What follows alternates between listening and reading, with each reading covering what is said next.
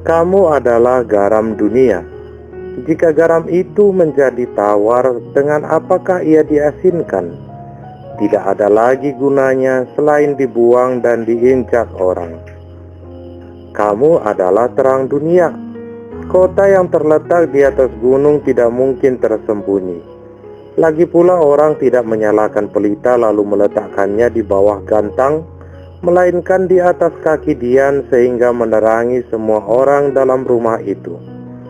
Demikianlah hendaknya terangmu bercahaya di depan orang, supaya mereka melihat perbuatanmu yang baik dan memuliakan Bapamu yang di surga. Demikianlah Injil Tuhan.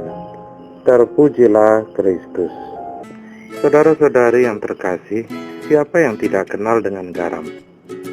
Sejak dahulu kala garam sudah digunakan oleh manusia baik sebagai bumbu masakan maupun untuk mencegah pembusukan. Garam dengan demikian menjadi hal yang sangat penting. Demikian juga terang. Kita sering mengalami bagaimana hidup seakan lumpuh ketika listrik tidak menyala, yang artinya tidak ada terang. Sebaliknya ketika listrik menyala, tidak jarang kita berteriak kegirangan, "Hore!" Saudara-saudari, garam dan terang adalah dua hal yang disampaikan Yesus untuk menggambarkan bagaimana seharusnya menjadi manusia. Tidak hanya itu, termasuk menjadi sesama bagi manusia lainnya. Ada tiga kondisi. Yang pertama, kebanyakan garam, maka makanan akan pahit dan tidak termakan. Kondisi kedua, kurang garam, maka masakan akan tidak enak bahkan terasa hambar. Kondisi ketiga adalah pas, tidak kurang dan tidak lebih, sehingga dapat diterima oleh sebanyak mungkin orang. Saudara-saudariku yang terkasih, kondisi tersebut adalah tentang makanan. Lalu bagaimana dengan hidup kita, kalau kita diibaratkan sebagai garam? Kehadiran kita pun haruslah pas, tidak lebih dan tidak kurang. Jangan sampai di mana kita ada, di situ ada kebencian, ada emosi, ada penghinaan, ada pelecehan, penghujatan, dan lain sebagainya. Mungkin kondisi itu bisa dikatakan kebanyakan garam namanya. Dan jangan pula di mana kita ada, di sana ada pemakluman. Semua seolah-olah dibiarkan begitu saja. Tidak ada kritisisme, ada pembodohan, dan menerima segala sesuatunya secara buta.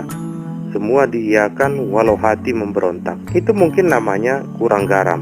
Maka hal yang tepat adalah hidup kita harus pas garamnya.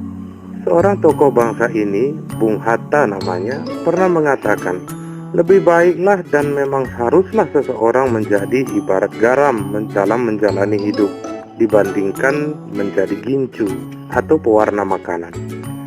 Garam itu larut di air sama dengan gincu. Bedanya adalah garam memberi rasa walau ia tak mengubah warna. Berbeda dengan gincu, ia larut di air namun hanya mengubah warna tapi tak berasa ataupun tidak merubah apa-apa. Saudara-saudari, hal yang kedua yang disampaikan Yesus adalah tentang terang.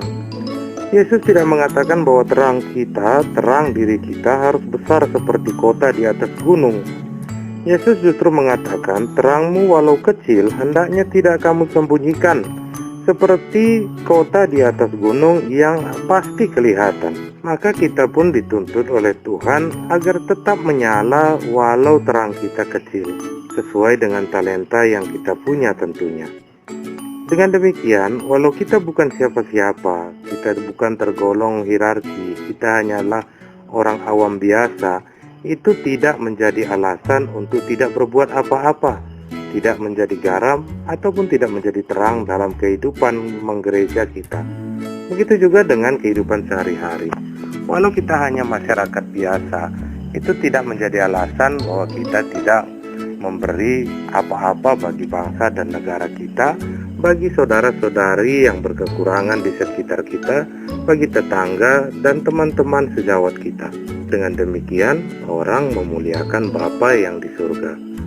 Saudara-saudariku yang terkasih, Tuhan butuh kesetiaan dan komitmen dari kita, memberi diri menjadi terang dan garam dalam hidup kita sehari-hari dimanapun kita berada sesuai profesi kita masing-masing.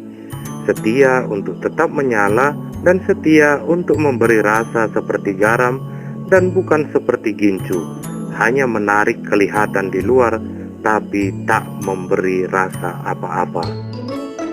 Amin.